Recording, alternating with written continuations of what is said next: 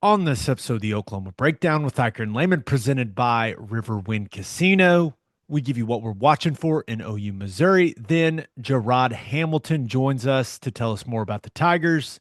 We preview the best games of week 11 of college football, and we give you our winners and losers of the week. Please download and subscribe to the podcast, rate it 5 stars, and write us a good review. Follow the show on Twitter, Instagram, Facebook, and YouTube. Just search Oklahoma Breakdown on any of those, and you'll find us. All right. Our man Michael Hosty will kick this thing off. It's time for the Oklahoma Breakdown. It's a beautiful Wednesday, November 6th, and you're listening to the Oklahoma Breakdown with Ikard and Lehman, presented by Riverwind Casino. Riverwind is Oklahoma City's premier casino experience, and there are so many reasons why Riverwind is consistently voted the OKC Metro's #1 casino, but it all starts with their amazing variety of gaming thrills and excitement. Riverwind's beautiful award-winning environment plays host to more than 2,800 of the latest electronic games with a huge selection of table games, including blackjack match roulette, and Teddy's favorite, craps. No matter what your game, Riverwind has it in spades and hearts. And to learn more about their gaming promotions and entertainment options in the month of November, all you got to do is visit riverwind.com. Riverwind Casino, good times, great rewards. Big one on Saturday. Huge. It there there seems like there's a lot on the line, even though the season's going the way that it's going. This is the most winnable game that you have left, especially whenever you factor in the health issue they have going on at quarterback, possibly. Brady Cook may not play. I know you're going on the road, but Missouri they have not looked like that people expected them to look this season. They haven't looked like that really yet at all against a, a worthy opponent. So, I mean, this is almost like it's a must-win game really for Oklahoma to become bowl eligible and to try and avoid the losing season. Let's dive into the matchup. Ted, what are you looking for from OU's defense against Missouri's offense? Honestly, I knew that they had not been playing very good, but whenever I put on the film, I was surprised at how it's not bad, but it's just there's nothing really that stands out to me. I mean, Luther Burden is an excellent player, and they get him the football a bunch of different ways. They'll hand it to him on jet sweeps. They'll throw him tunnel screens. They'll push the ball down the field to him. They're going to try. I mean, this is one things I like about him. They know he's their best player, and they're going to try and get him the ball a bunch of different ways. They're going to force it to him. Um, and that and the out, I really like the outside zone for them looks really good. I mean, I don't know why they even do the other stuff that they do. I mean, you'll get your inside zone stuff, your split zone. Um, they'll run counter. They even run this weird counter where the the guard and tight end pull this way, but the running back does counter step work, counter footwork this way. Have you ever seen that before? No. I haven't either, and it's not any good. They shouldn't do it, but they. I don't know. Maybe I don't know what they're doing with it, but it's not good. Just run the outside zone. It's really effective for them. Their offensive line runs really well. That's where they're at their best. Um, but outside of that, I for Brady Cook, I was I was surprised how well he moves. He's really athletic. He's got great speed, just great overall athleticism. But in the passing game, he feels like just a thrower to me, if that makes sense. I mean, he's got a nice arm, but he doesn't appear to be a guy that can throw the touch pass or that throws guys open. He's just not a, like I always say, yours can't do all those other things, but he is accurate. And when you give him a pocket, he put the deep ball on you. Great touch. Like I think it's the opposite somewhat with Brady Cook. He can do all the other stuff, but he just kind of wings the football whenever he's in the passing game. But obviously with Theo Weiss and Luther Burden, you got good size, you got great playmaking ability, but they just really haven't been able to get anything going. I haven't seen any just really good pass concepts. Like I said, they'll target Burden in like the underneath stuff to get him the football, but down the field, I just don't see a lot of precision. I don't see a lot of it's very basic. They like four verticals. They'll do some sail route stuff. It's a shorter route, but they run the snag. You got the slant, the seven, and the swing, the flat route with the back. They'll run that. I mean, it's all really vanilla. And the personnel, the tight end 86 is out there quite a bit. He's their main blocker. He he plays fast and hard, but he's light. I think he's like 230 something pounds. Um, the backs are okay. We'll see if Noel plays. He's their leading rusher.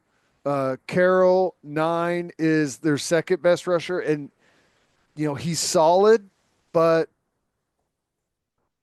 I don't know.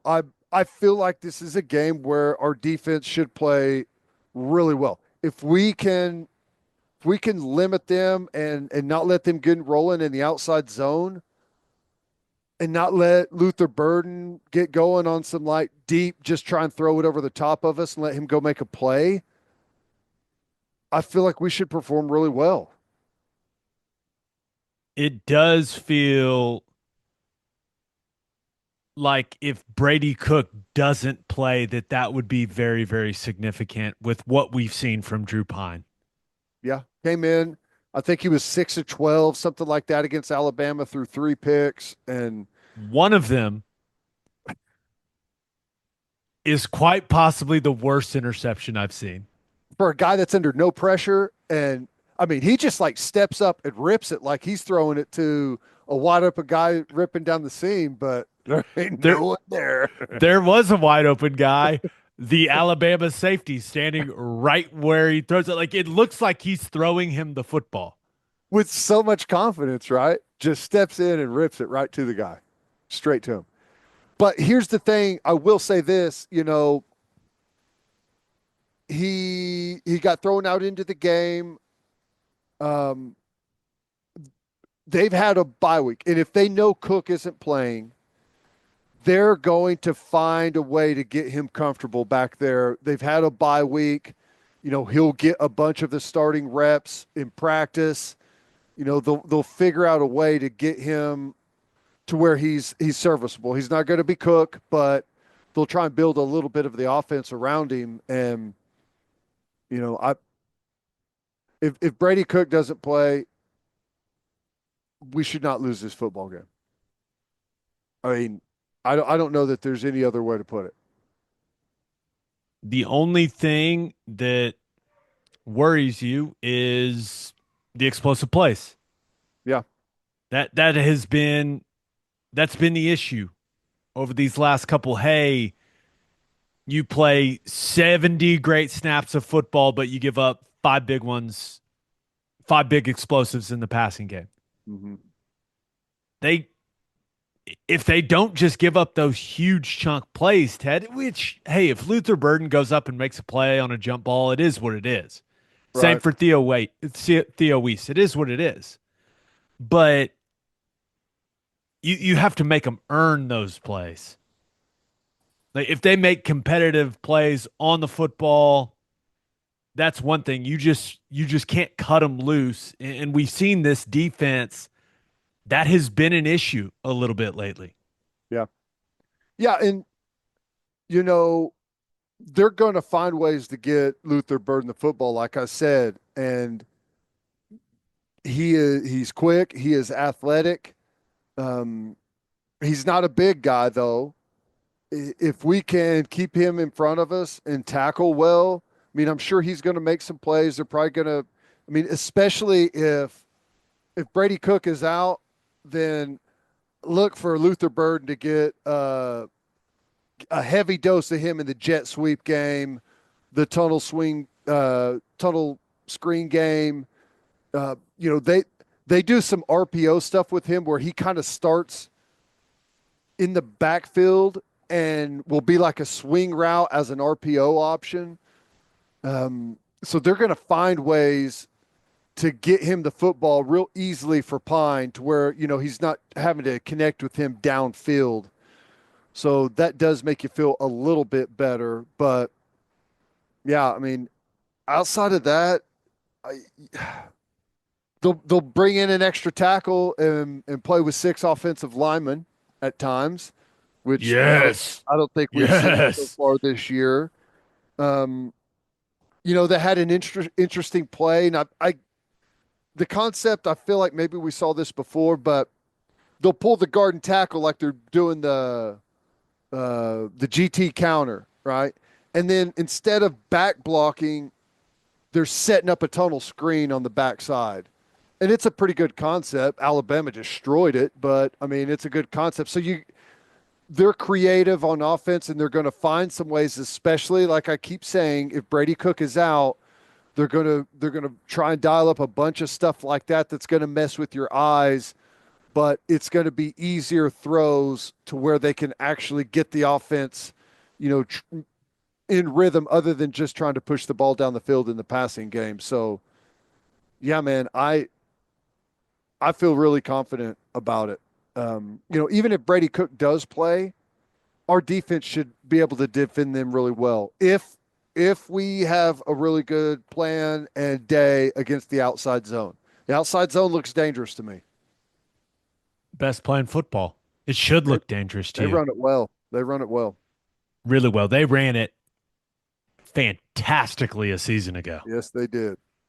Yes. Schrader was awesome at it. They haven't quite got back to that level, but it's still, you look at it statistically, still pretty dang good. And that is, OU has not seen, I don't think OU's really seen a good outside zone team this year. Texas has a little bit of that, They're not like this. but Right. Texas doesn't come flying off the ball true outside zone like Missouri is going to They're throw at them on Saturday. We've played teams that run the outside zone. We have not played an outside zone team. And and they ran the ball well. They ran the ball for, 167 yards against Alabama. And, the majority of that, they hit some other stuff, but I mean, it's dangerous. It was the way that in any of the other stuff they did, Alabama's defensive line just destroyed them on the interior. Pass rush game, all that stuff. It was a disaster. But whenever they got those guys running sideways, they were able to have some success. Anything else? OU's defense, Missouri's offense. I think that's it. I have a feeling that a lot of OU fans will be watching the left guard position for Missouri closely. You think? What do you think the story's going to be with Caden Green? I know he got pulled earlier in the season. Seems like he's banged up, has not been playing particularly well. That was a shocking thing to hear from me. I thought last year he looked great. Yeah. I I don't know. New system. I Yeah. don't know. And let's be real, is flying off the football and running a bunch of outside zone, does that fit his skill set the best? Kind of a mauler type guy, right? Yeah, maybe more of a gap scheme type guy, inside zone type guy. So maybe an adjustment there. Yeah. So I don't know, but I know OU fans will Be watching it. they'll be watching. There's no doubt about it. All right, let's talk about what we're watching for from OU's offense versus Missouri's defense. But first, hitting the highway, remember to stop at Love's Travel Stops. You can't miss the heart of the highway. And with the Love's app, you can also save big. How big? 10 or 15 cents big. Save 10 cents per gallon on gas and 15 cents per gallon on auto diesel. Save with the Love's app today and be welcomed by clean places and friendly faces. Certain conditions may apply. See loves.com for details. Oh, you tailgaters, listen up. We're now officially in the premium conference of college football, and you expect a premium product on the field and on the grill. That's why you need Didier Ranch's steak burgers to take your tailgate to the next level. Proudly raised in Oklahoma for over 120 years, premium beef this good is hard to come by. Go to DidierRanch.com. That's DIDIER ranch.com. Use promo code Oklahoma15 for 15% off your order. Didier Ranch, tradition plays better and tastes better. And we are brought to you by Simple Modern, the official drinkware partner of the OU Sooners. Husbands, feeling a bit like the Grinch about holiday shopping? Let Simple Modern make your gift giving merry and bright. Surprise your wife with exclusive limited edition items from their holiday collection, or add a little sparkle with their new luxurious quilted Harper tote. Your kids will light up over their favorite licensed character gifts, and your office mates will love new tumblers and water bottles to kick off the new year in style. With Simple Modern, holiday shopping is done in just a few clicks. Plus, 10% of all profits go to charity. Many right here in Oklahoma, spreading cheer far beyond the holidays. Simple Modern, it's good everywhere. All right, looking at OU's offense versus Missouri's defense. First of all, Missouri 4-2-5 defense against 11 personnel, which is what OU is typically in the majority of the time. They've played some different looks against 12 personnel. Against Bama, Ted, they came out and they played five down linemen, 5-2 bear. It's actually very similar to what Texas came out and played against Michigan. And they showed that against Alabama. They've shown it a little bit against some other teams. They've also shown like a true 4-3 look with that third backer either being a safety or their nickel, creating that 7-man box. So I am interested. We've seen some, not a ton, but some 12 personnel from OU in the last couple of games since Joe John Finley's taken over, and I'm interested to see how Missouri plays that when we do go 12. Get into some run game thoughts. It seems like OU has gained confidence running the football over the last couple weeks. It's going to be difficult to find some success in the running game. Like, it's not going to be easy. But, man, I'm really interested to see if they can just cover these guys up. Because Javonte Barnes is running with a lot more confidence. You know, Taylor Tatum's shown some wiggle. Jackson Arnold has become a nice factor in the running game.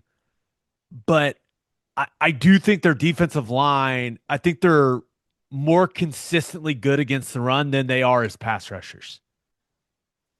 But I don't think they're particularly great at linebacker. Those guys just don't really flash to me. Like number 14, Tristan Newsom, he just looks light in the box. I mean, I think these guys are playing around like 220, 225, if I had to guess. I don't really care what the depth chart says. Mm-hmm. That's what they look. So I'm interested to see that if they can cover up the defensive linemen. I don't think this is a group you're going to drive off the football. Like, they're solid along the D line. But I think if you stick with the concepts that have been successful, right? Zone insert, split zone, some zone read stuff off of that. I think that you get to a couple of the counter looks that looked really good the last couple of weeks. I think you can get to all of those in, 11 personnel, 12 personnel. We've seen them play two running backs on the field and go 21. You can get to all of that and all those different personnel groupings. I think you got a chance to run the football against this group, but it's going to be a big challenge. Like I actually think this defensive line group for Missouri is a little underrated, just from the overall discussion about this football team. I I like them more than I thought I was going to like them, just with the way that people talk about them. Yeah. I mean, they seem to be fairly deep. That they've got a pretty good rotation in there, and I'm with you. I guess a lot of it's going to factor on how healthy are we on the offensive line, right? I mean, that's going to be a huge piece of it, but it does feel like we found a little bit of consistency, or I mean, confidence, whatever you want to call it. But I mean, if we can start by getting the right guys on the right players up front, as you say, covering them up, then I mean, you gotta feel okay about being able to get the run game going a little bit. It would be very helpful if Michael Tarquin could play at right tackle. Yeah. Very helpful.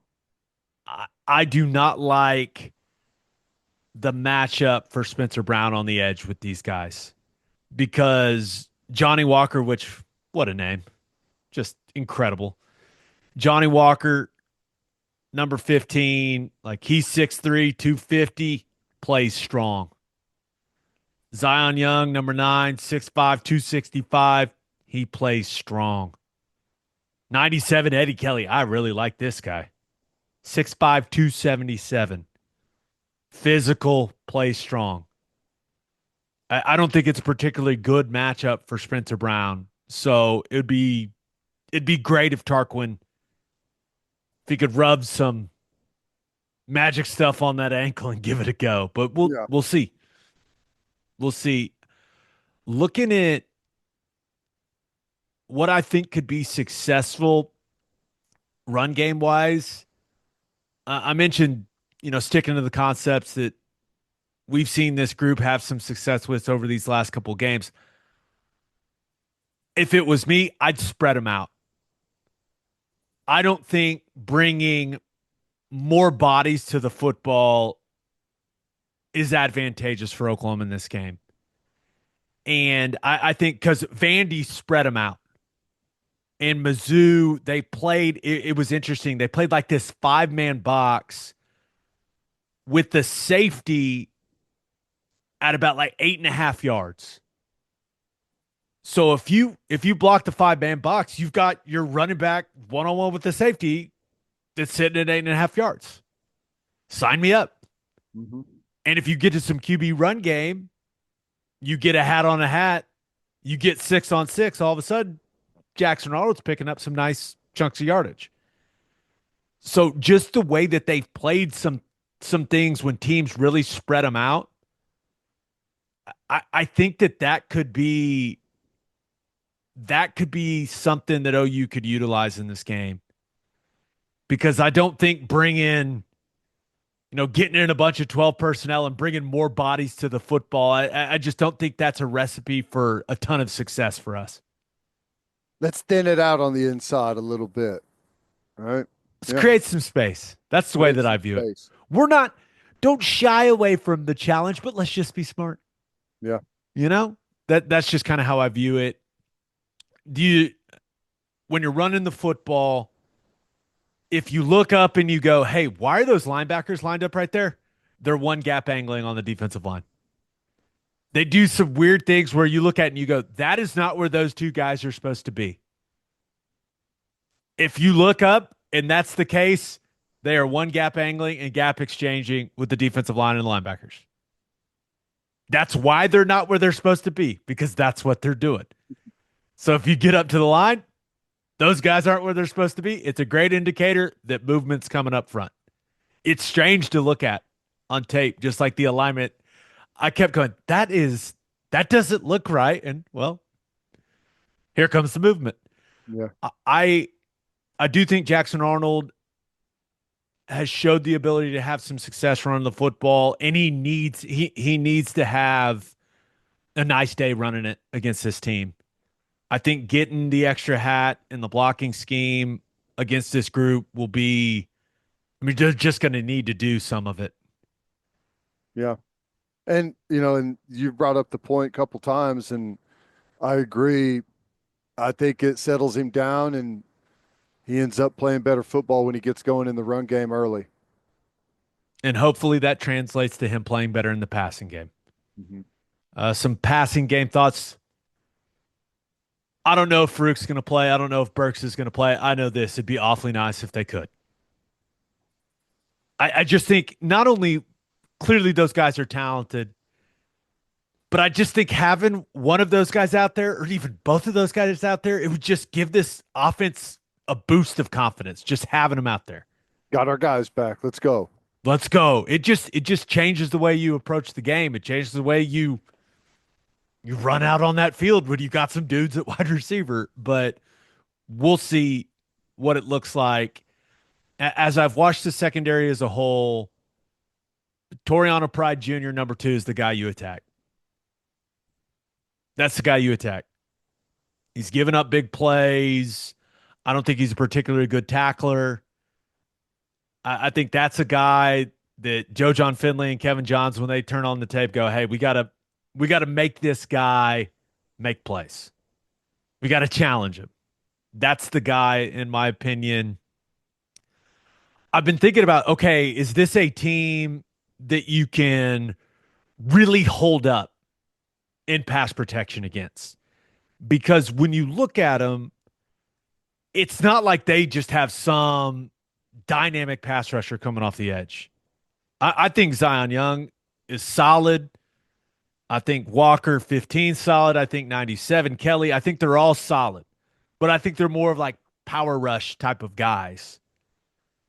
They don't have a Dylan Stewart. They don't have a Kennard. Like they don't have one of those creatures that South Carolina has. Right. But they do have Christian Williams on the inside, number 5 defensive tackle for them. He's the one that jumps off the tape to me with some suddenness on the interior. So I I kind of think you need to lean towards leaning more into the quick game. Because as much as I want to believe that this offensive line is just going to hold up for 4 seconds, when they have played quality competition, Yeah. that has not happened on a consistent basis. Let's just be real. It's true. So you have to know your personnel, especially if you have to play Brown at right tackle. You still got Howland, who's an incredibly inexperienced guy at left tackle.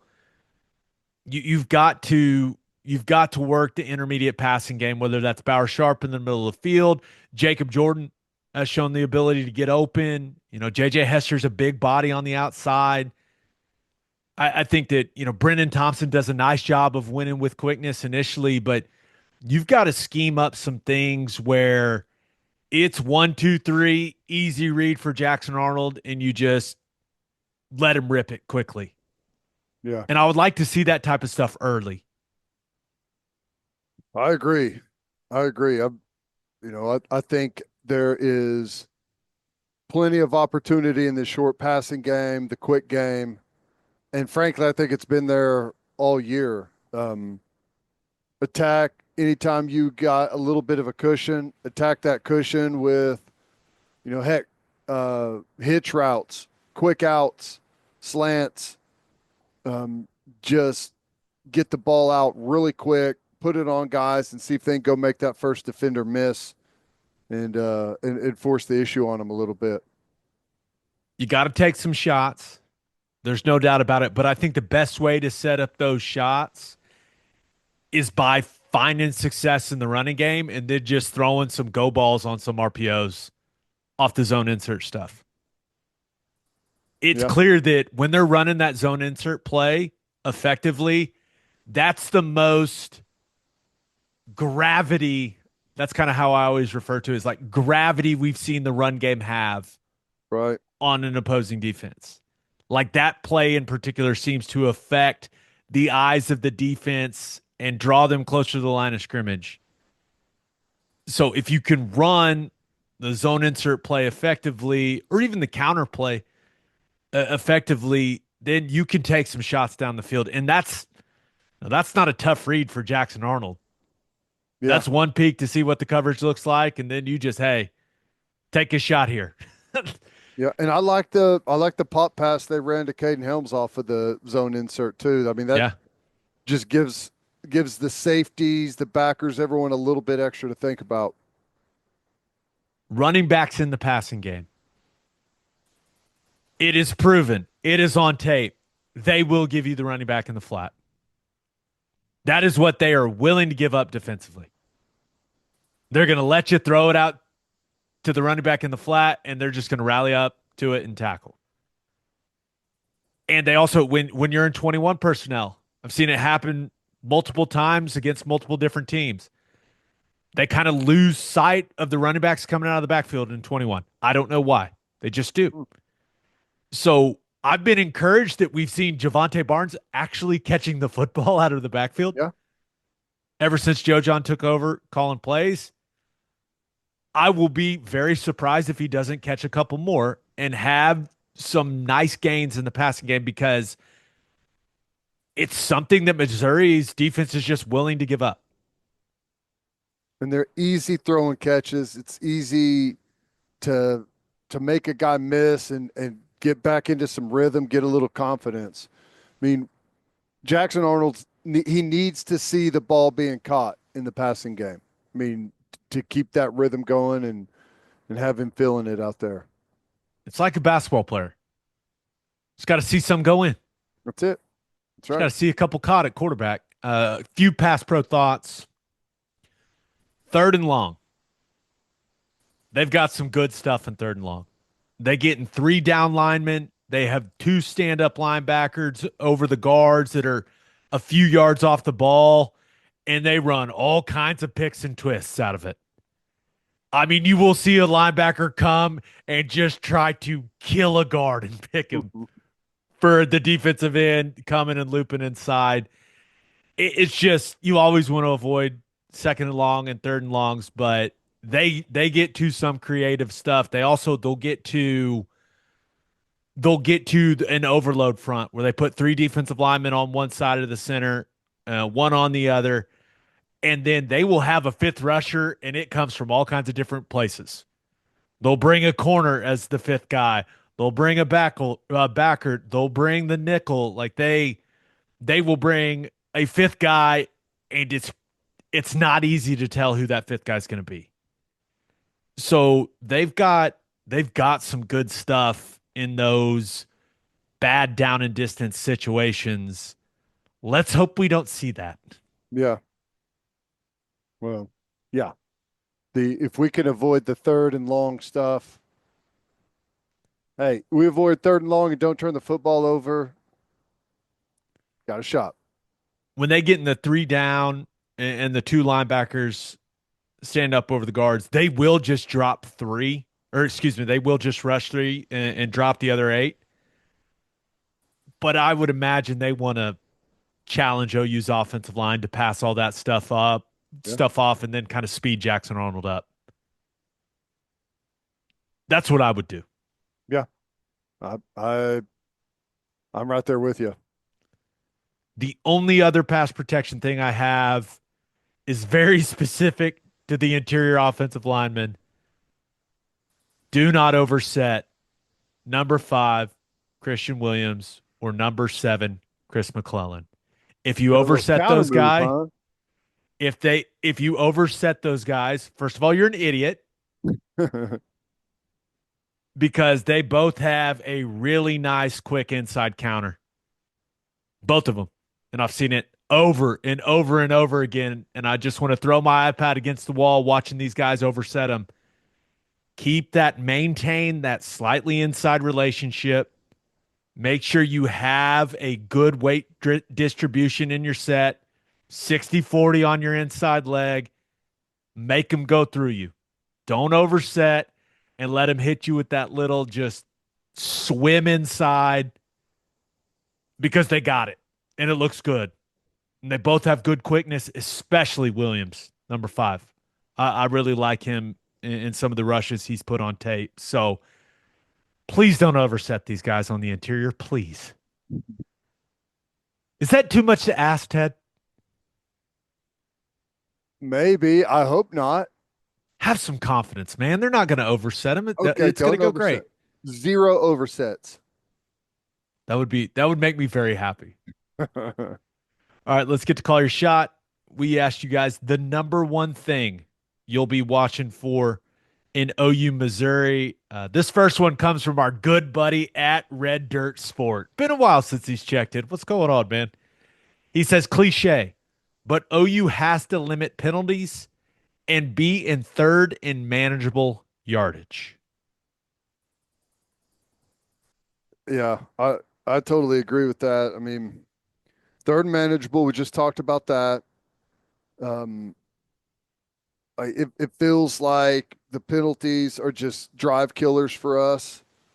And we extended a drive for Maine with that 4th and 1 defensive delay of game. The thing I'll add, and it is the most critical, turnovers. Turnovers.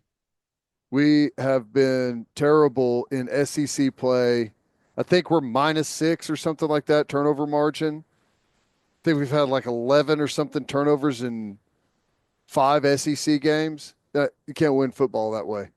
Not in this conference. But if we can limit the penalties, keep ourselves in some third and manageables, and not turn the ball over, got a really good shot. I don't know if you're going to love or hate this one from Kevin Holland. He says, kicking game will win this one. Well, he's probably right, and I don't know if I love or hate it either. We've been pretty solid. Okay. Punter is, I feel good about winning that one. They got a good field goal kicker from deep. He's 15 to 23, so he's 65% field goal kicker, but you get 50 plus, he can bury him. So I feel okay. But anytime you got a close game, kicking game often decides it, whether it's a missed field goal, might be as simple as field position. I mean, you got two offenses that aren't exactly setting the world on fire right now. If we make them have to go 85 every time instead of 75, well, that's going to help us quite a bit. So it's probably on the money. We're now a favorite. Yeah. How about that? Big swing in the last 12 hours, I guess. I like it. You got to feel like it's even if there was positive info for us on Farouk or Burks, which we haven't heard, you got to feel like as big as because they opened as a 2.5, right? Or 3. And now we're a 1.5 or 2.5. 2.5. Yeah. That's a huge swing. To me, there's a strong feeling that Brady Cook's not going to play, right? And you and I have seen Drew Pine's decision making. I can't get over that throw, man. That's why I sent it to you, because I was shocked whenever I saw it. It's amazing. It's one of my favorite plays of the season. Let's learn a little more about the Missouri Tigers from Jarod Hamilton. But first, Schwab Meat loves football. They make delicious smoked meats, hot dogs, and sausages for us to enjoy before, during, and after games. You should go load up on schwabmeat.com and use promo code OKBreakdown for free shipping on orders over $75. Schwab also loves football players in Oklahoma. They partner with Danny Stutzman and Nick Martin. Those two linebackers got the dog in them. Schwab should know dogs are what they do. Schwab Meat. the official hot dog of game days. And three things matter in banking: service, service, and service. And First Fidelity Bank's commitment to exceptional service is more than a promise, it's their foundation. FFB has been by your side for over a century, and they are honored to be a part of your journey. Banking isn't about where you've been, it's about where you are headed. Open an account at an award winning bank today at ffb.com. At First Fidelity Bank, we go where you go. And head to the garage for hand smashed patties, butter toasted buns, and ice cold beer. It's the perfect spot to watch any big game. And with all the garage locations being open at 10 p.m. or later every night, it's the go-to late night spot. Visit eatatthegarage.com to find a location near you and order online from the garage in your neighborhood. It is our pleasure to be joined by the main man covering Missouri football for PowerMizzou. Jarod Hamilton is in the house. How we doing, man? How's it going? Doing all right, doing all right. Fresh off this bye week and ready to hit the, I guess, this back half of the schedule. I guess this final stretch. What do we got? Like 4 games less. So ready to hit that. Looking at, and we want to dive into the roster and how the season has gone, but I just need a vibe check. How are things? How are things feeling around the program right now? Um, it's a it's a little shaky.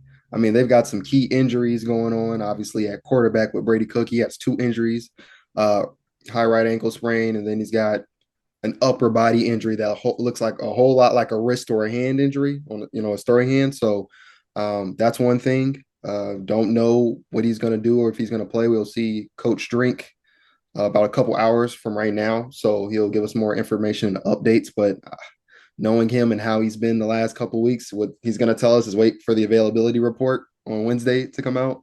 So don't know if it's going to be Brady or Drew Pine. Nate Noel, star running back. He's played less than 10 snaps over 3 games due to back tightness. I think that was versus at UMass. Last game was a foot injury, so don't know his status. Then when you're just talking about the play on the field, it's just hasn't been like last year. The offense, even when Brady was all right, he never could get into a good rhythm. The deep ball it's been non-existent pretty much this year.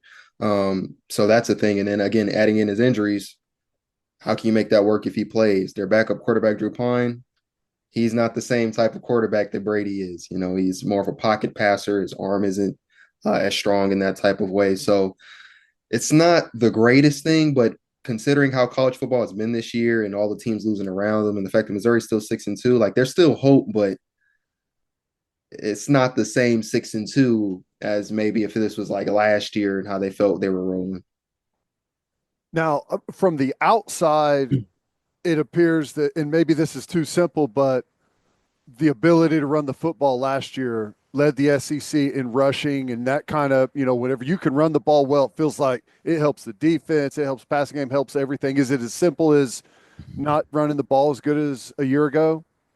Well, the thing is, so Noel has played, let's say that was 5. I want to say he's played 5 or 6 games. And when we compared his stats to Cody Schrader's stats, he was more efficient and had better rushing yards or more rushing yards than Cody Schrader at that point in the season. He just got hit with the injury bug. And for me, I've been saying from the jump, they need to run the ball to open up the pass. And I've asked Drink a couple times this year.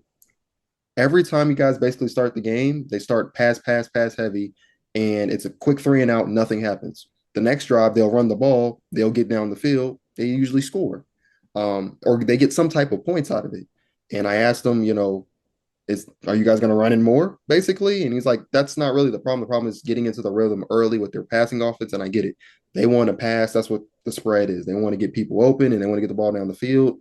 But I think for me, I'm just thinking that's not – it hasn't been working out that way. And what has been working is the run game. Now, when you take Noel out, he's good at making people miss. He's super fast. He can catch out of the backfield. They do have a stable of running backs that they like behind him, and I don't think the running game has suffered like drastically the same way I guess the quarterback position has at times. So they can do with the running backs they have. but they don't have that explosive guy. And so they're probably going to have to run the ball more anyway, just because Brady's hurt, or they'll have a not as mobile backup quarterback who they can give some of those runs to, and who isn't the she struggled a little bit with accuracy and some turnovers as of late. So they're gonna have to run the ball anyway. But I've been saying they should probably been running the ball this entire season a little bit more than they have. And I don't think it's because of Nate Noah. I just don't think they want to run it as much. How has the offensive line performed for Missouri? Clearly, OU fans very interested in your thoughts on how things have gone with Caden Green there at Missouri. But overall, how has that group performed so far this season? I mean, this was a group that brought 3 of 5 back from last year as far as starters. Last year, they were semifinalists for the Joe Moore Award for the best O-line. They're bringing Caden Green at left guard. They bring in Marcus Bryant at left tackle. To be honest with you, the left side has struggled. I mean, for one reason or another, they are struggling, and there hasn't been a game this year where the line as a unit has played well in the same game. And I'm really more talking about Power Four. I'm not talking about Murray States and Buffalo. I'm not talking about that. But versus Power Four teams, hasn't really been great. And honestly, Caden Green, he's had his struggles. It's him and Marcus Bryant. I mean, it is what it is. And so last game versus Bama a couple weeks ago, I want to say he started the game. He was on the injury report earlier in the week, but he started the game, played like 6 or 7 snaps, and then he was out. Couple weeks before that at UMass, he started the game and he split snaps with another guard, Mitch Walters. So we don't know if there's an injury thing going on, or if he's just frankly being usurped in the lineup and having to split those snaps. We're going to figure that out again today and see if, what's his deal and how much more can we expect to see him start play, whatever the case may be, versus Mitch Walters. Now, everyone was excited, I'm sure, for Luther Burden in the season, coming back after the explosive year he had last year. And it's been kind of surprising to see, Theo Weiss is kind of right there, almost in lockstep. I know there's had to have been a much bigger focus defensively on trying to limit him, and he's just had the 100-yard receiving game against Boston College. What's been the issue there? Or, I mean, is it an issue, or is it just kind of on the outside looking in, the expectations were that he was going to have a massive season? It's just been a little more difficult to get him the ball.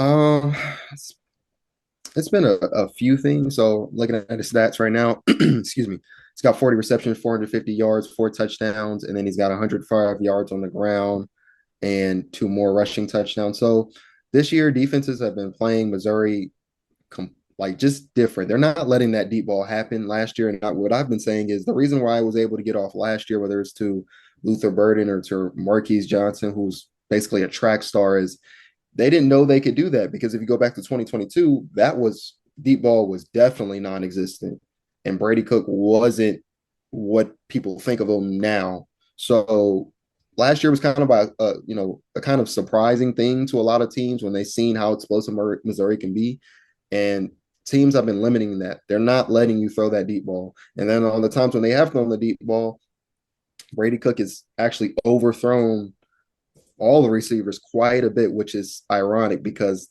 the questions used to be, does he have the arm strength? It's usually always an overthrow.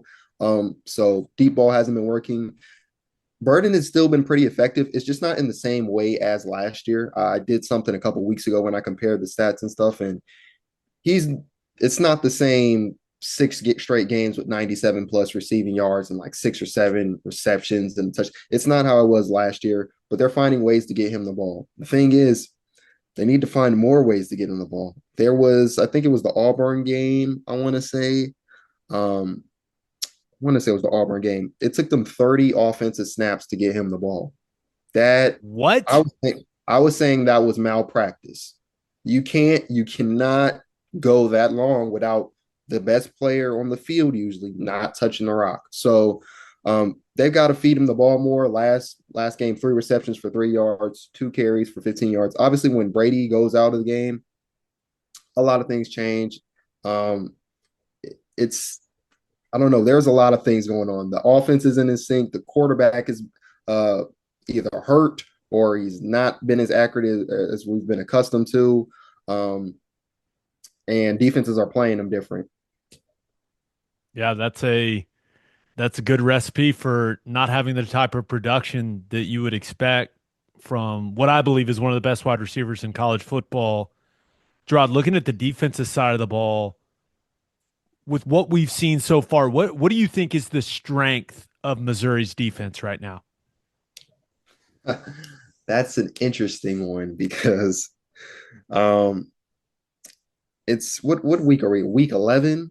It's crazy to say in week 11 you're still trying to find out what exactly they're great at and what they're not great at. It's like when they have the, Murray State, Buffalo, UMass, when you allow 3 combined points to those teams and you got 2 shutouts, it makes your season stats look a lot better than they actually are probably, especially when you're putting in those P4 games and the conference games.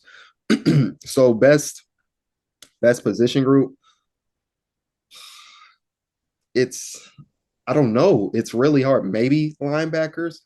It feels like last year they had 5 players get drafted to the NFL. 5 starters go to the NFL. So obviously you're losing a lot of talent. Now it feels like everybody's kind of like even-ish pecking order. There's not a true like star. Now there's a couple players on this team where you're like they're the best defender, like defensive tackle Chris McCullough, transfer from Florida. He's been playing well. He's having his best year of his career. Corey Flagg, linebacker transfer from Miami, Florida. He's playing really well. Those are 2 guys. The cornerbacks is the shakiest part of this defense, to be honest. Um, Dre Norwood's been okay with CB3 last year. They're having him play CB1, and he's been all right outside of a couple deep balls given up. That CB2 position is something else. Toriano Pride is a transfer from Clemson, not panning out necessarily how they like it to. So he's been splitting snaps with a redshirt freshman, Nick Deloach. Safety has been hit and miss ish back there. But the biggest thing that I'm like, not know if it's the biggest concern because that's cornerback, but something that I've just noticed is they are not getting pressure. And when I look at Oklahoma and I look at their stats, I just did something last night where they're giving up the 4th most pressures in the league, and I think they're giving up the most sacks per game. Missouri entered week 10, so the bye week, with 47 total pressures. That was the 2nd worst in the SEC. You got to get pressure. And they haven't really been able to do that consistently all season. The last couple of games have been better, but hasn't really been a thing. So I think that's going to be one of the things of this game. Like, who's going to give? Is it going to be Oklahoma's offensive line kind of making sure no one touches the quarterback, or is Missouri's defensive line going to do something, get pressure? What do you think the formula's always pretty much the same to a certain degree. Don't turn the ball over, run the football, win special teams. All those things are always the given. But is there anything that you think specifically needs to happen in order to get this win? Um, Again, I mentioned the pressure.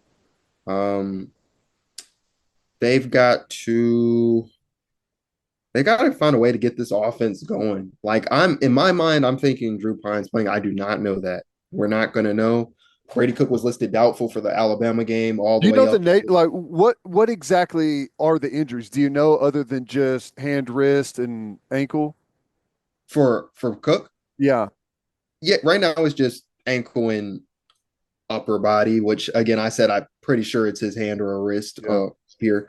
So I don't know if he's gonna play this game, and so I'm assuming in my mind that it's gonna be Drew Pine. And when he was out there, he played 6 of 7 series, 6 of the last 7 series, went 6 of 12 for 42 yards and 3 interceptions. So it's cliche, but yeah, you can't turn the ball over. You've got to be able to move the ball somewhat downfield. He doesn't even have to throw, 10 to 15 yards. Just get it in front of the line of scrimmage. Last game, they were throwing way too many balls behind the line of scrimmage, doing the wide receiver screens that were not working. And so you're doing that. You're not running the ball enough. I think they need to run the ball. They need to find whatever's effective, basically. they need to switch it up schematically. I've been saying for most of the season, run the ball, do more halfback screens, do more tight end screens, get those positions involved in the passing game to help out your quarterbacks, and just find a way to dink and dunk down the field. Field goal kicking. I mean, going into week 10, Blake Craig led the SEC in attempts and field goal makes with 15 and 23. So that's cool and all, but if you're not making that percentage doesn't sound right when you put it together. He's got to be able to make his kicks. And honestly, his biggest struggles is 40 to 49 yards. 50 yards and farther, it seems like he's better in. I think he's 4 or 7 in that range. He's 1 and 5 and a 40 to 49 yards. So if this is going to be a close game, he's got to be able to convert those kicks. Jarod, last one. We'll let you get out of here, man. What type of atmosphere are you expecting for this game? You mentioned it's kind of weird around the program right now, but you got a 6:45 kickoff, so crowd should be nice and lubed up for this one. So what kind of crowd are you expecting? It's going to be a sellout. All the games have been sellouts. This is the biggest home game of the season by far, not really close. And I still think the crowd is still going to be in it. Again, there's still stuff to fight for in the playoff. Now that may be a little different, to be honest, but they're still treating the rest of the season as we got 4 conference games. Sure, they clinched bowl eligibility, but at this point, you want to rank yourself up those bowls. You don't want to be doing the Gasparilla Bowl. No shades to the Gasparilla Bowl, but you don't want to be doing the Gasparilla Bowl for the second time in 3 years. So they're still trying to fight for things, and I know this crowd is going to be like full throat for this game, especially all the banter that's been going on the past year with recruits and the rivalry restarted and all that stuff. So it's gonna be the best atmosphere, I assume, of the entire season for Missouri. Whoever wins this game, the victorious fan base is going to be unbearable, and I can't wait. Oh yeah, it's going to be quite insane, and I just know whoever teams loses, I know their fan base is going to be hitting whatever message boards or whatever, demanding that they burn the whole place down. I already been preparing for this for a long time, for a long time. Hey, I don't even know if this is a rivalry or not. People are telling us it is, but if you look at the internet traffic, it would suggest that it is. Yeah. Now, I don't know about Oklahoma and what they've said, but Drink, the team has said to us plenty of times, fall camp and stuff like this, like the way the fans are bickering and stuff and treating it as a rivalry, they are not treating it as such in the same manner.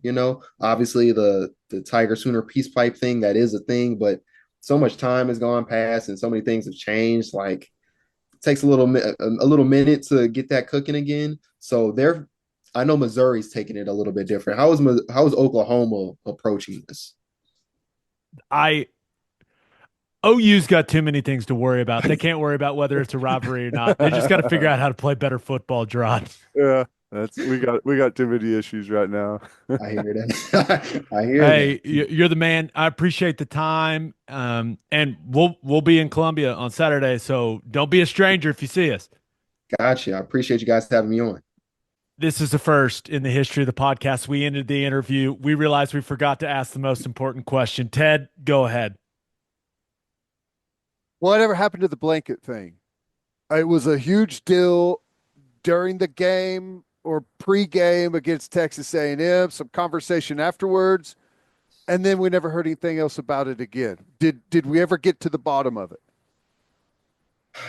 No, and the reason why we couldn't, for one, when you get throttled like that, and what was your biggest game of the season, it's hard to ask any questions, or it's hard, and you kind of know the players at this point. I'm sure you guys have done this. You can tell when you can ask a certain question and when Read the room a little bit. Yeah, there you go. And so even the questions we were asking about the game, we weren't getting that much. It was probably the quickest press conference we had all season from the players and Coach Drink. It was a very quick thing. Now, there's been things of maybe a Missouri staffer left that there for Theo Weiss to kind of, motivate him. And I guess technically he got a touchdown, but in my mind, they lost that game 41-0 because on that touchdown play, right tackle Armand Mimbo clearly committed an egregious hold that was not called and should have been wiped off the board. And then kicking a field goal because you can't score inside the 10-yard line on 7 or 8 different plays.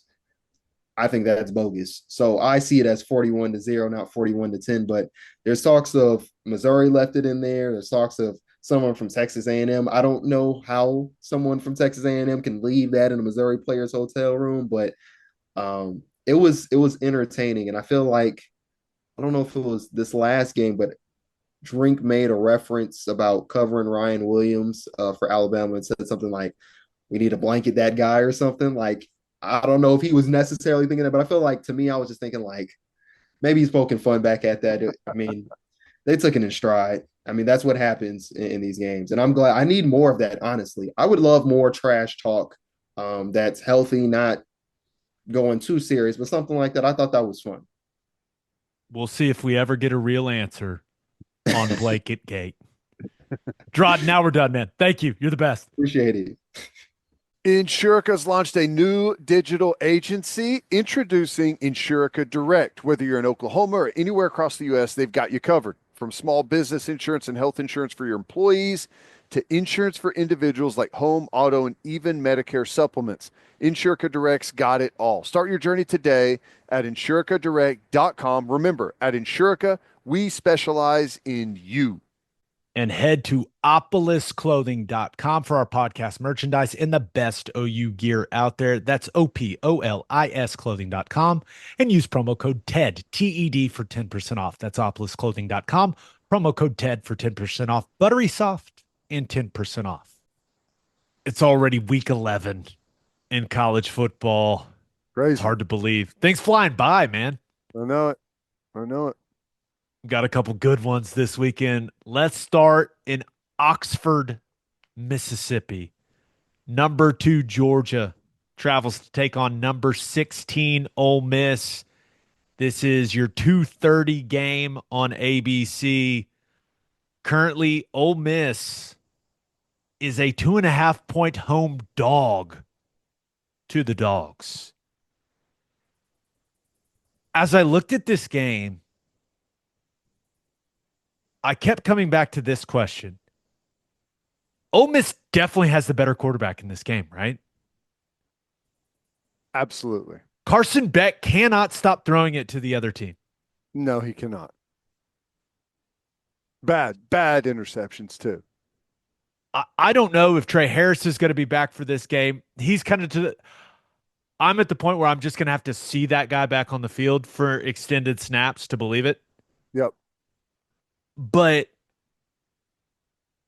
what if Georgia can just show up and run the football?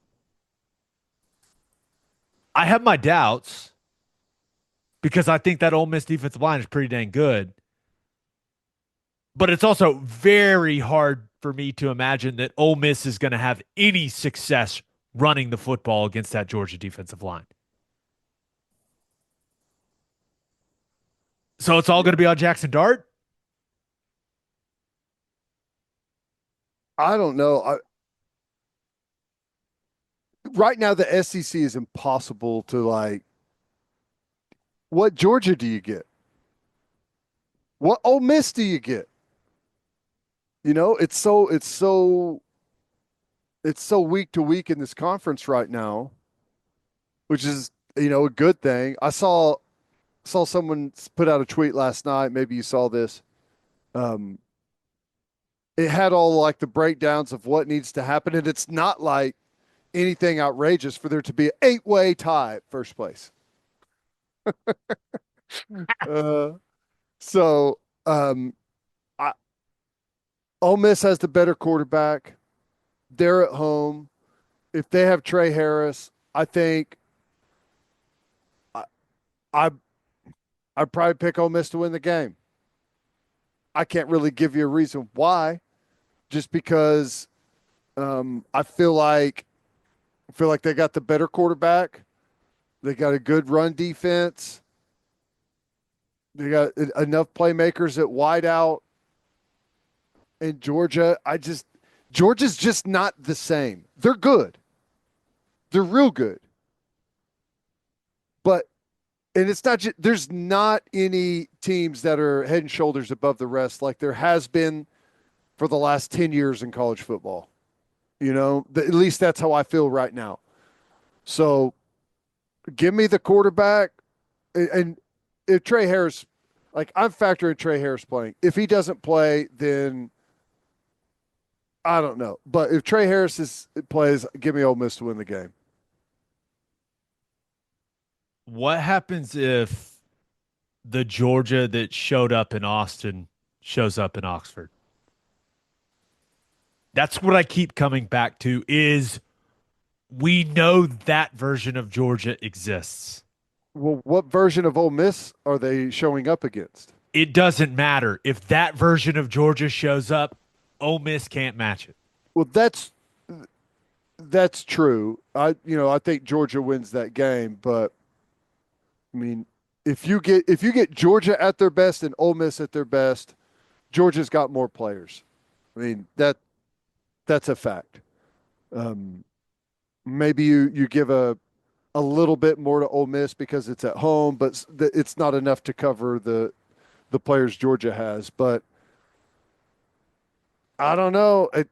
And maybe it's a lack of a challenge or whatever. They've got to have that moment to show up. Georgia does, and maybe they do against Ole Miss, but they haven't looked very good to me. Other than that night they looked really good, and they looked good in the opener against Clemson. But I feel like Carson Beck's getting worse as the season goes on.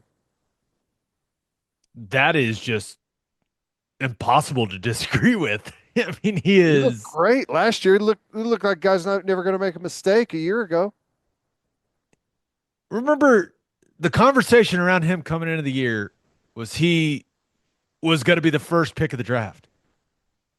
First quarterback off the board.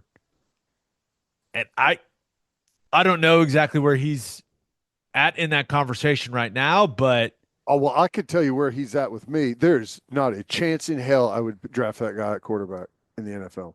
Not as a franchise guy. There's no way.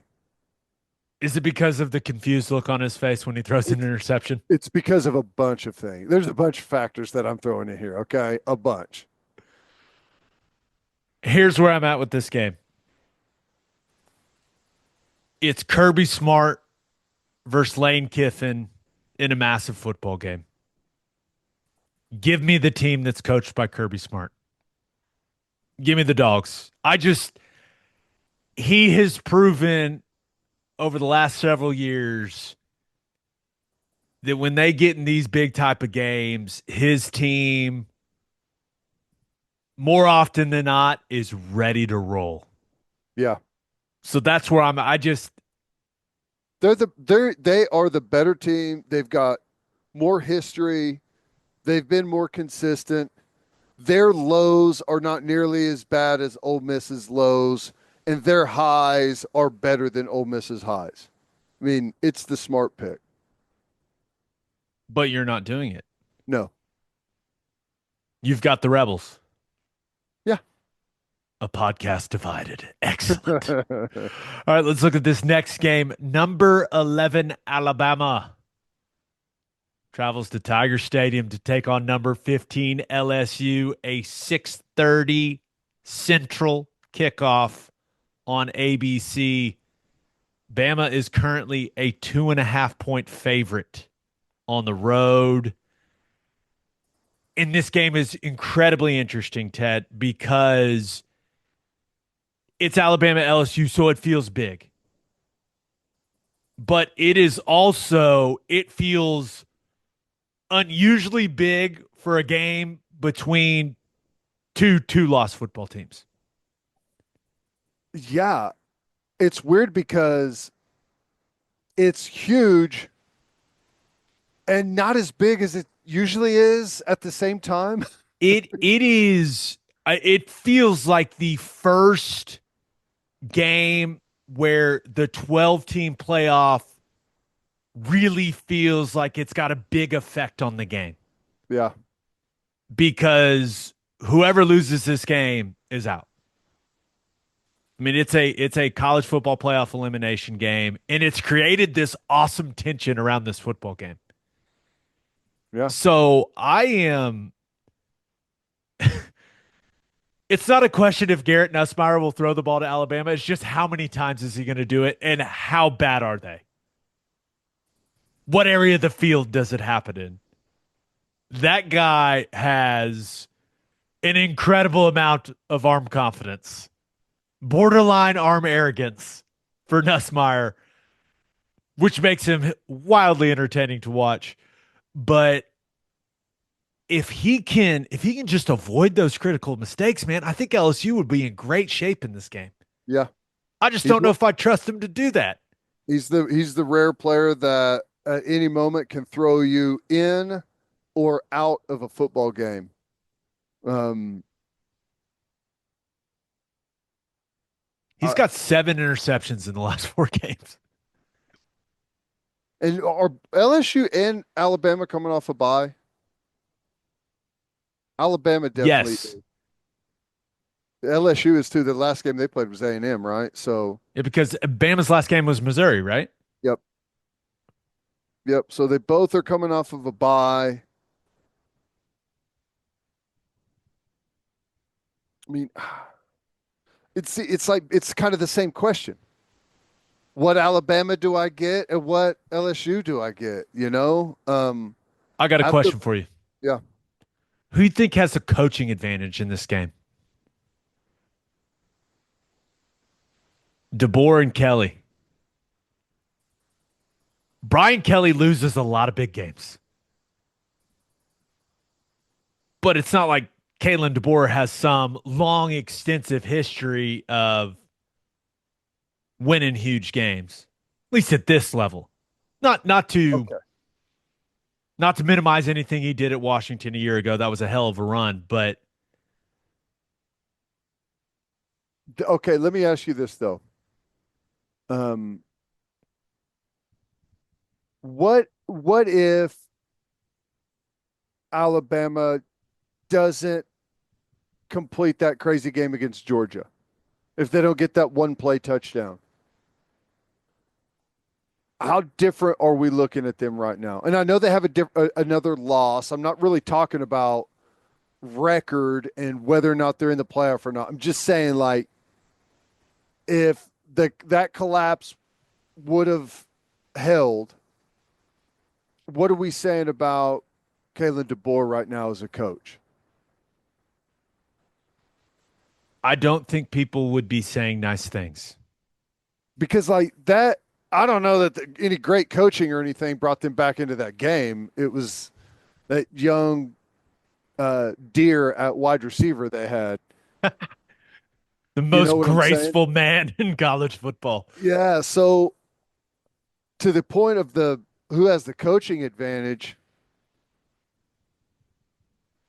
maybe it's Alabama, but it ain't anything like it's always been coaching advantage wise with Alabama and LSU. I mean, that's a big equalizer, and they're going on the road. I mean, the two losses they have are on the road at Vandy and on the road at Tennessee. Every fiber of my being is telling me to pick LSU to win the football game. So I'm going to go ahead and take Alabama. I wish I had. I'll lay them with the Crimson Tide because I do trust them. I think in a game like this, things get tight. There's like some nerves. I think there's a lot of value in just being able to run the football. And I trust Bama with, of course, with what Milroe can do with his legs, with Miller and Haynes at running back. I trust them to be able to run it more consistently than LSU, and I think that will allow them to control more of the football game and to handle that environment that they're walking into. I just trust Bama to be able to run the football a little more than LSU. Is it a factor one way or the other that Alabama's coming off of a really nice win against Missouri, and LSU's coming off of a second half ass whipping to A&M. That the vibes are always a factor, Ted. I know, but I don't know. I don't know what vibes that gives me over a bye week and everything. You're suggesting that the miserable vibes for LSU have been motivating vibes? Not really, because I don't know. I think the personality of every team is different. I mean, for the right senior led team, it could be good, but for someone else, maybe not. I don't know. You know why I'm picking Alabama? I cannot get Garrett Nussmeier's the look on his face while he's pulling on his chin strap again, like trying to almost strangle himself. I just can't get that image out of my head from the second half of the A&M game. I just can't. I'm sorry. You're torn, man. I'm not sure I've ever seen you struggle picking a winner of a football game like this. I don't trust either one of them. Pick one. Do it. Bama. I'll pick Bama. We're both on Bama. How about that? Are you more intrigued by Michigan at Indiana or South Carolina at Vandy? Or Colorado at Texas Tech? Um, I think is going to absolutely steamroll Michigan. Can you But believe it's still interesting because it's Indiana, and I think that Indiana is going to steamroll the defending national champion and go 10-0. they're a 14-point favorite I know. over Michigan? And I'm going to take them as my lock of the week in our pick 'em contest on the radio station. He just wins. Google him. He just wins. Now, South Carolina, I mean, two really good wins in a row. A huge emotional win at home against A&M, and you got to go on the road to Vandy, which South Carolina is prone to some foul ups. We've seen it already. So I don't know what South Carolina I get. It's the same problem I have with everyone. That's just college football now. I know. It's kind of just always been college football, but Even how does South dude, Carolina, how like do it's they always handle the been success? college football, but you could always check the box with Georgia and Alabama. You know, I can't check that box anymore. Um, I'm going to take South Carolina because I think they're settling in the run game and on offense. I think Sellers is getting enough experience now to they're just and the athleticism they present on defense, I think is and how aggressive they play those guys is really going to give Vanderbilt problems. Completely agree with that. I think Diego Pavia is going to be running for his life. Yeah. I like South Carolina in that game. I also like Indiana. And then I'm sure the fine people of Lubbock, Texas will treat Shadur Sanders and Travis Hunter and Dion with the utmost respect on Saturday. Oh, Hey, that is going to be such an awesome environment. That's going to be so much fun. play spoiler 2 weeks in a row. There's a lot on the line for Colorado now. I know. I mean, they've got not only do they have a nice path to make the Big 12 championship game. If you get there and you're playing BYU, Colorado can win that game. Yeah. And go to the playoff. And if they go to the playoff, I'm not sure which one of their guys is going to win it, but one of their guys is winning the Heisman Trophy. And the funny thing is, it's been incredibly quiet for Colorado. You know? Compared to last year, absolutely. Compared to last year, yes. Interesting. Which I feel like you're a fan of. Well, I mean, I'm a fan of it both ways. I mean, I think it's easier to manage a season when it's quieter and you don't have a bunch of outside noise. But as a casual observer, give me the chaos, right? Just give me the show that I could watch every weekend. I'll take Colorado get the win in Lubbock. Yeah, I think that's right. Best quarterback and the best player on the field. Easy enough. Let's finish up with our winners and losers of the week. As always, Ted, kick us off. Who do you have as your winner of the week? Gotta go Monday Night Football. We got ourselves a really good football game. Outside of the overtime, didn't you feel kind of robbed by that? I Why didn't they go for two? I don't know. I couldn't have been the only one on my couch going, you got to go for two. I I feel don't, what percentage of people watching that game were going, go for two? You don't give it to Mahomes. No, no. I'm with you. And you that's a good defense, and you just got them on a 10-play drive and punched it in the end zone on them, which in my opinion, they shouldn't have called timeout whenever they got down to the one. They should just got on the ball, ran a quarterback sneak, and then gone for two. Because that did not give that defense any time to regroup. I mean, maybe they would have called a timeout or something, probably would have, but I think the Chiefs had timeout. But no, I'm with you, probably should have. But how about that drive by Baker to go down and tie it? That was awesome, wasn't it? That Little was awesome. throwback with him and Shep. I think there were so many OU fans tweeting about it. My timeline was just all about the Bucs. It was really fun. But Mahomes, man, he just does it. He does it. It feels like every time. he's he's amazing. Did you see the tweet? I thought it was funny. It said, Mahomes' amazing game-winning play, and it was them standing there for the coin toss. Yeah. Did you see Baker's reaction Yeah. when they Oh, lost the coin toss? yeah, He knew. Yep. He knew. It's just what that guy does. I will say, watching Creed Humphrey and Vita Vea go at it in that game was like watching two grizzly bears fight. It was, that's the stuff. Each guy winning their battles. Oh, that was just elite on elite.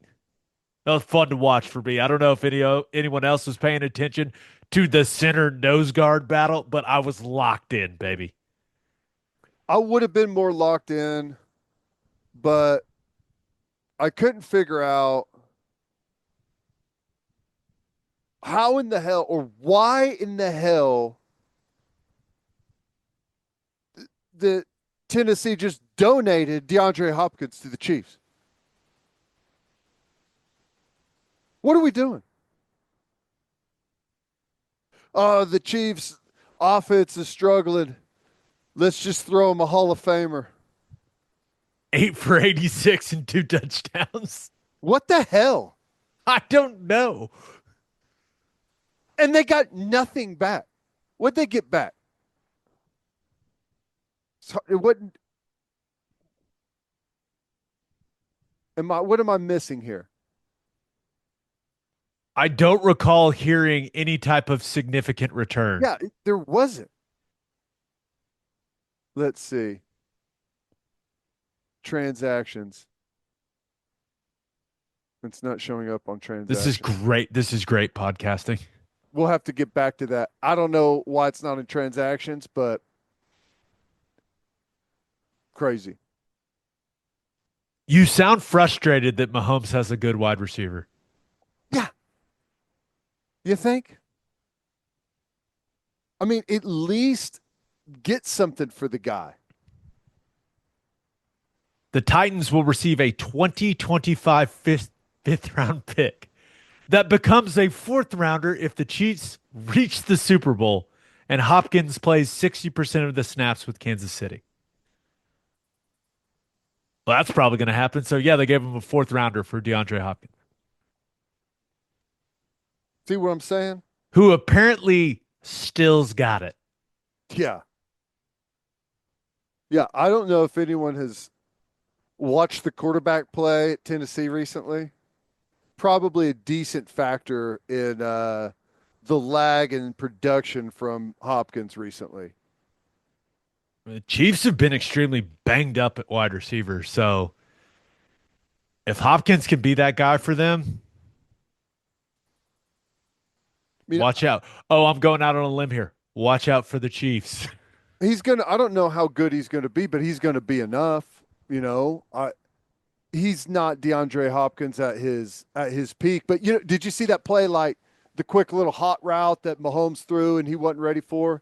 Like once they get synced up and on the same page, they're gonna be doing stupid stuff like that all the time. I love how frustrated you are about it.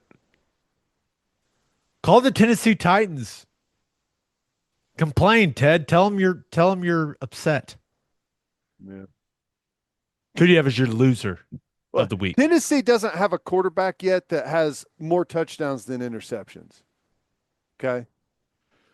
Just so everyone knows where Hopkins is coming from. Loser, I had to go with Gundy. You know, I love Gundy. I typically think that he handles everything. Well, I don't know that he always handles everything good. He handles it at least to where I get a laugh out of it, and he usually has a point. But the last press conference uh, was a very down point of the season for Oklahoma State. They've lost six straight, Gabe, and Gundy's calling people that complain about it losers, basically, that can't take care of their families. Can't pay their bills. What was that, man? How did he get there? How did he start where he started and end up there? That's where, I don't as I know. watched the clip, it was just this long walk to insulting his fan base. Like I was just, I was laughing the entire time I was watching it. We lost six straight. Ipso facto, our fans are losers. And I feel like, don't tell him I said it, but I feel like Oklahoma State's got some pretty good fans. Yeah. I mean, those people are, they show up. I feel like they've done a good job of supporting the program and just Mike Gundy. I feel like I almost feel like he's messing with Oklahoma State fans just to see what he can get away with saying. That's how it feels. Yeah. Can you imagine any other coach in the country saying something like that about their fans? No. It makes it even funnier. No. Um, and they've got three games left. They're at TCU, they got Tech at home, and then they're at Colorado. I mean, TCU, I mean, for Oklahoma State, who's 0-6 in conference, that's not going to be an easy. That's going to be a very tough game on the road. Chandler Morris is not Chandler Morris. What's their quarterback's name? They're I can't think of the guy's name, but two road games. Tech, who is getting better, and then Colorado, who's right there towards the top of the conference. Man, are they going to go over in Big 12 play? Very much a possibility. How in the hell did this team beat Arkansas? It's a tremendous question. Hoover. Josh Hoover, Yep. TCU quarterback. I won't lie. Ever since OU left the Big 12, I just have not been that dialed into the Big 12 conference. It's strange. It's harder. It's a lot to watch. The SEC is basically every week is basically like 3 or 4 great games to stay locked into. That's why we talk about those in that portion of the podcast. Sort of Yes. a lot of FCC games in there. But where does Oklahoma State go from here? Because There, it's not, dude, it's not easy to recruit there. no. Gundy, from what I can tell, does not put a ton of effort into getting highly recruited guys there. Do they just have to become serious players in NIL? Like what?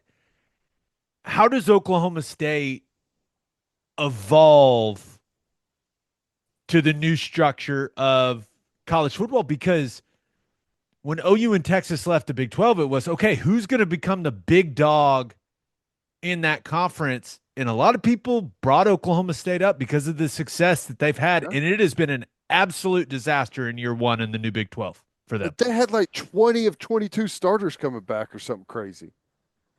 So, And arguably the best running back in college football. he was the Heisman favorite, or one of them. Yeah, I don't know, man, because the NIL period came too late, because if T. Boone Pickens was still alive, he would have been dropping bombs in NIL. He would have been, finally, here we go. But I don't know what they do, because it's a tough spot now. We know how difficult it is to recruit there. Gundy has been the perfect coach for that place for a long time. If they make that move, they have to get it right. They cannot afford a hiccup in a coaching hire. They just don't have that type of cachet built up to be able to just recycle and get right back into the mix. It's a very unique job that Gundy knows really well. He knows how to recruit, how to focus his recruiting resources to talent that they can actually bring in and develop. I don't know, man. It's a tough spot. I want to see Oklahoma State succeed. I think it's good for the state of Oklahoma. I do too. And we don't play each other anymore, so it is what it is. But it's kind of bummed me out watching them. OU has had a lot of problems. Season has not gone particularly well. But somehow Oklahoma State is bumming me out way more than OU has. Yeah. Does that make sense? Yeah. I mean, 6 straight is tough, man.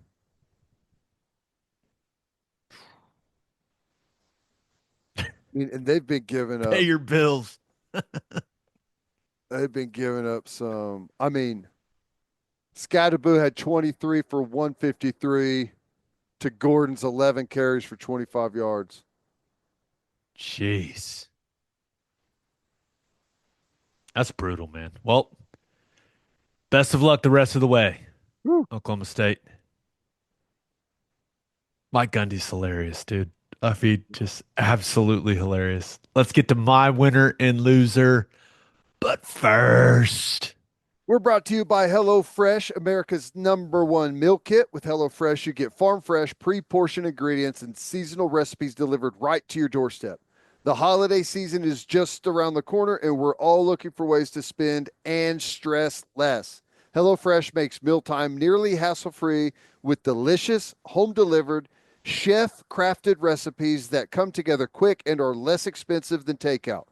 And with HelloFresh handling all the meal planning, shopping, and most of the prep, it's easier than ever to get dinner on the table, quick and painless. My wife and I made HelloFresh's pecan-crusted chicken with honey mustard sauce and the lemony apple salad.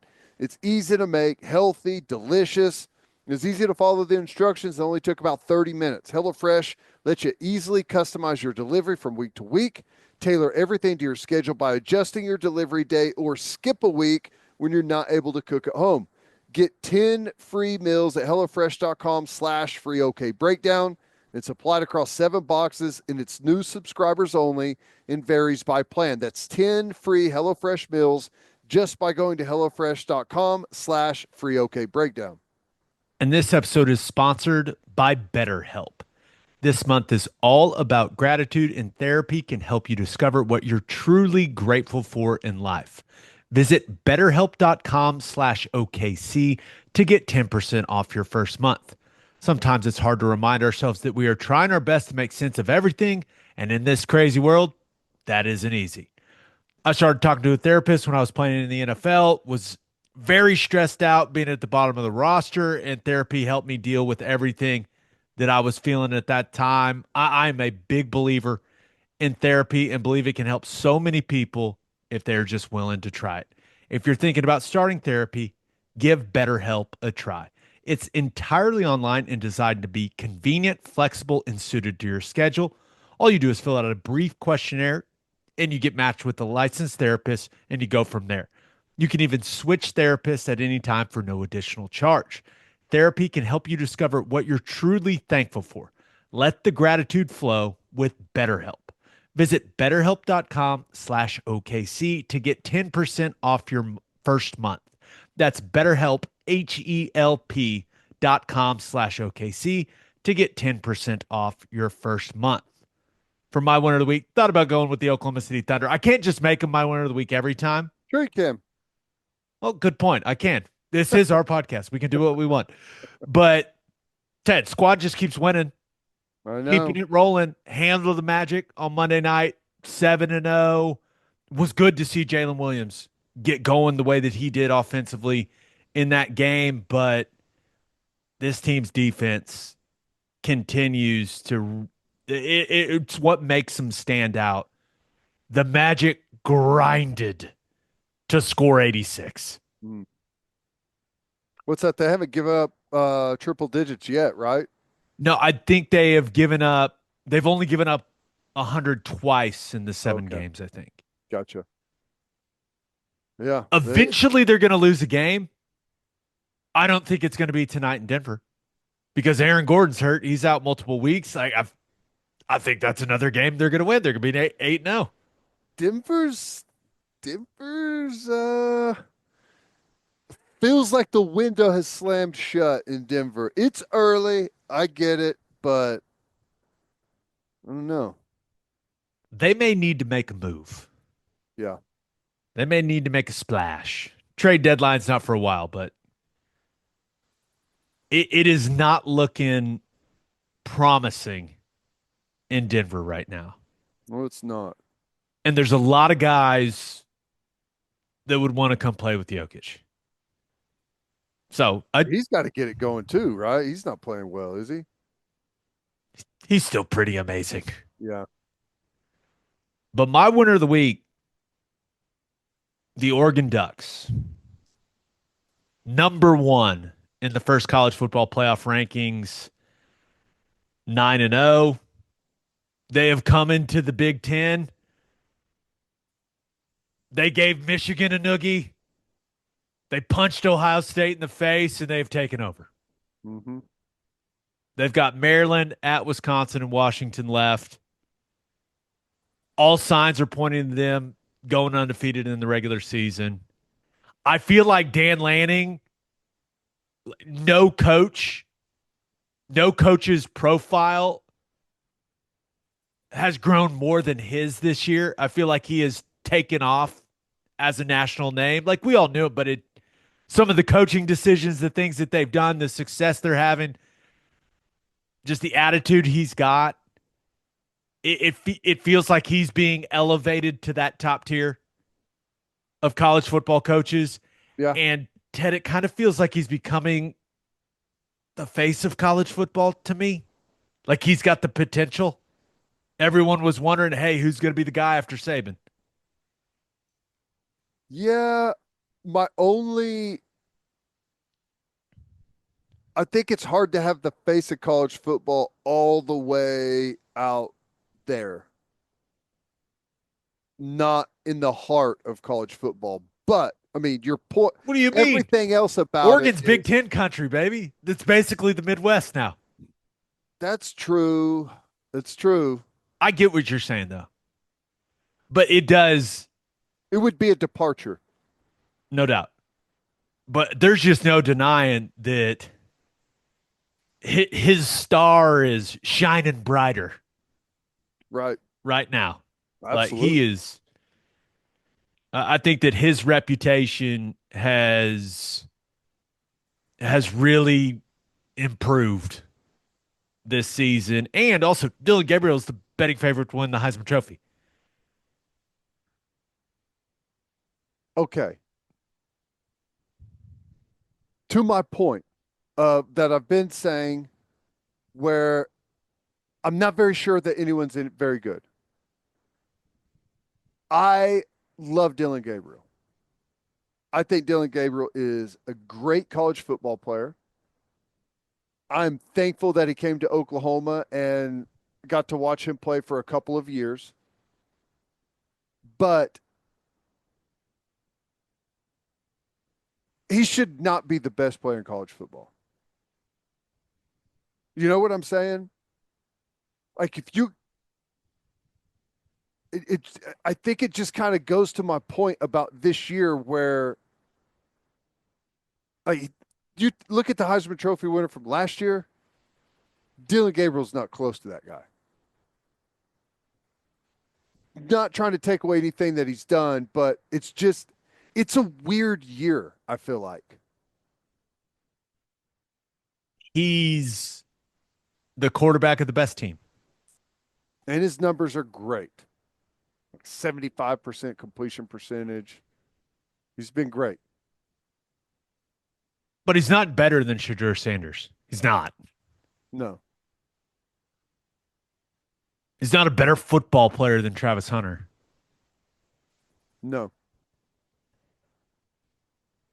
But You go undefeated, man, and you're the number one spot in the it, catbird seat. it is It what it wouldn't be is. the first time it's happened.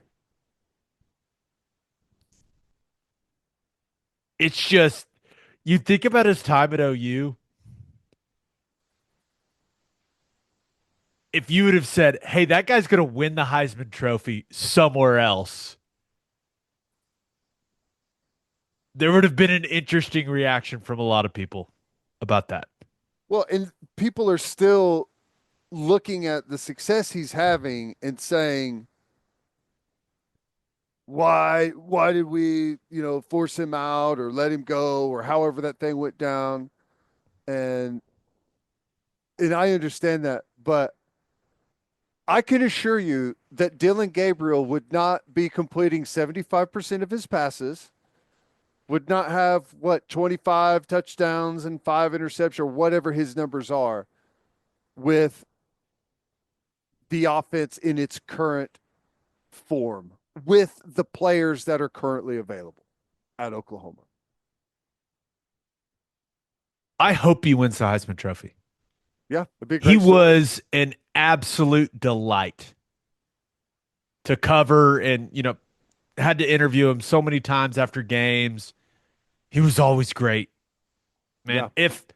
if no one else is going to really ball out and come grab this thing, Everyone else got a couple losses. I mean, that's how it's always been in college football, man. I don't mind. I don't mind the Heisman Trophy not going to a guy that's going to be a really good NFL player. You know what I mean? I I agree. think I think Dylan Gabriel's a damn good college football player. I think he's an awesome dude. And the stats are the stats and the wins are the wins. Like if he wins it, I'm going to be thrilled for the guy. But I know what you're saying when you say like he's not the best player in college football. I think even DG would tell you that. He'd be like, "Yeah, no." But that's really not what that award is anymore. Right. Or maybe it's never really even, I mean, it's only that every now and then, you know. How how old is Dylan Gabriel? Because I don't even think he's I was gonna say he's gonna be the oldest player to ever win the Heisman Trophy, but I mean, I think Chris Winkie was probably older, wasn't he? Yeah, Winky was definitely older. Yeah, he was like 27 or something. Yeah. But that was a minor league baseball situation. Right. You have any strong thoughts on the initial college football playoff rankings? My initial reaction, they put them out and then they put up the bracket and it started to feel very real. I was like, this is going to be awesome. Um, I was surprised that South Carolina was nowhere to be found. There are not 25 teams better than that team. No. Hell no. And I mean, I personally would have Indiana higher than 8. Maybe I've got no problem with that. I um, loved seeing them. Some people thought they may be as high as like 10. So I was actually well, pleased to see them at 8 because their schedule is not good, but they have just been killing people. I think I think in the coaches poll, the coaches had them at like 10. AP had them at 8. I think coaches is oh, there's the coaches. Coaches have them at 10.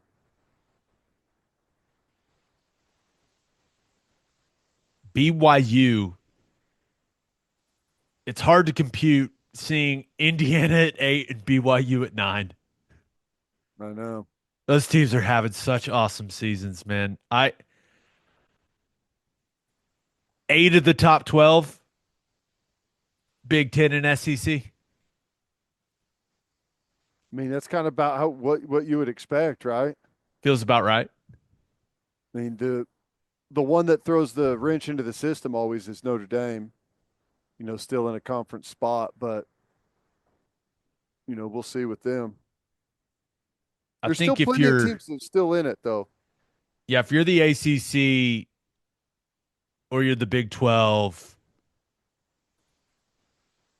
you got to be pretty discouraged about Alabama being at 11 with 2 losses already. Now, if they lose to LSU this weekend, then it is what it is. Well, then they'll just trade spots with LSU. That's what I'm saying. Yeah. I'll So tell you though, like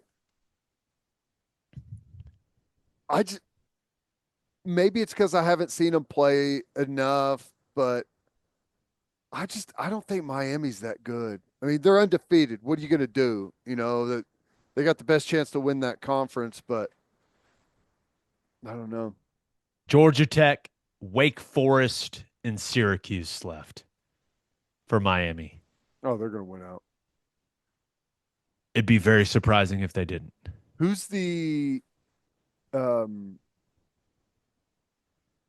who Looking is right now like they're going to get SMU in the title game. that'll be the best team they've played this year by far. Right? Could be a fun one. Yeah. My loser of the week. Things are not going well at USC. No. Lincoln Riley. So USC is 4-5. They're 2-5 in Big Ten play after losing to a rebuilding Washington team last weekend. And to add insult to injury, they've got 2 weeks to think about it. They're on a bye. Hmm. Not ideal.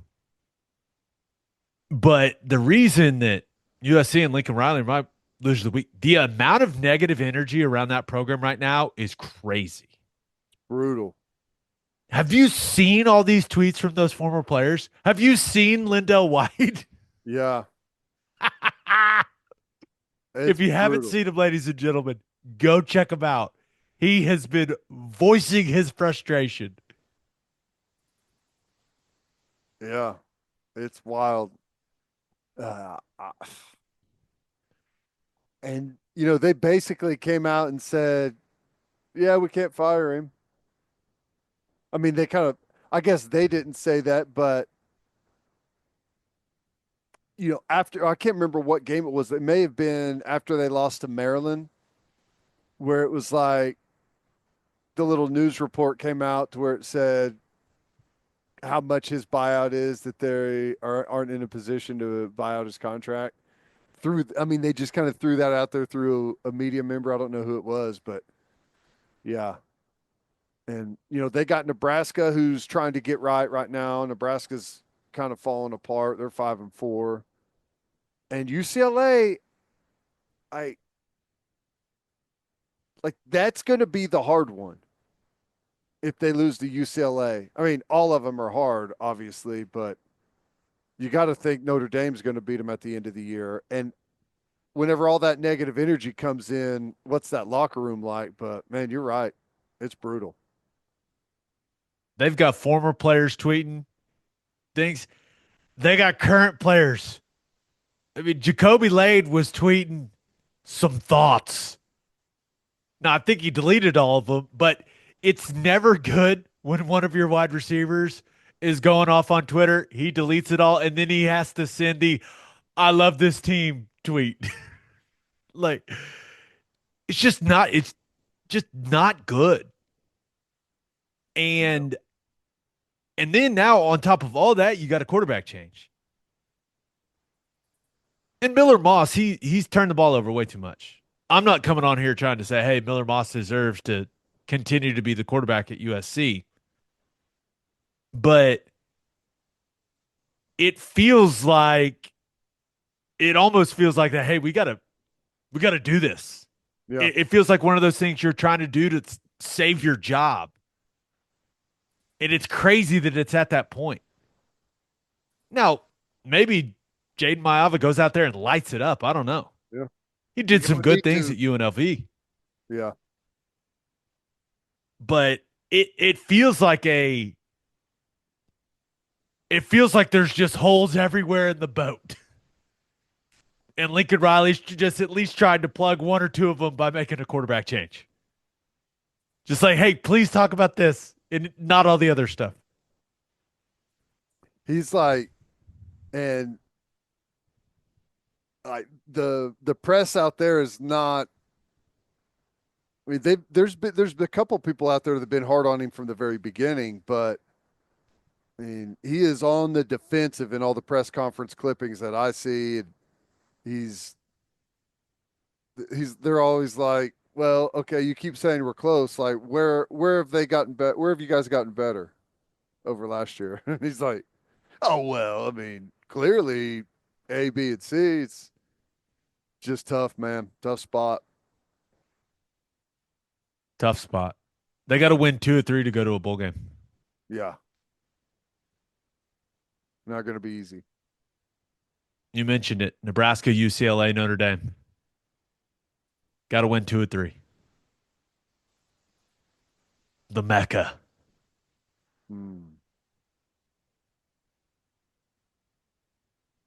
Not built for the Big Ten. Ooh. We've got our own problems, man, but I feel like at least the vibes are better around here than they are out there right now. They need a main game out there at USC. That's exactly what they need. I'm sure he wishes they didn't have this bye, that they were playing an FCS opponent. A nice get right.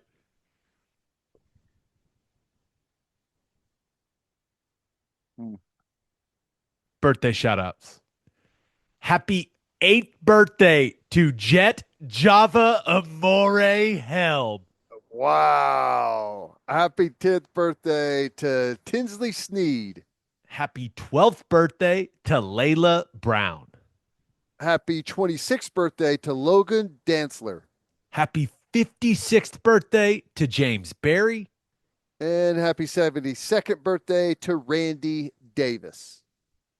On that note, episode 472 in the books.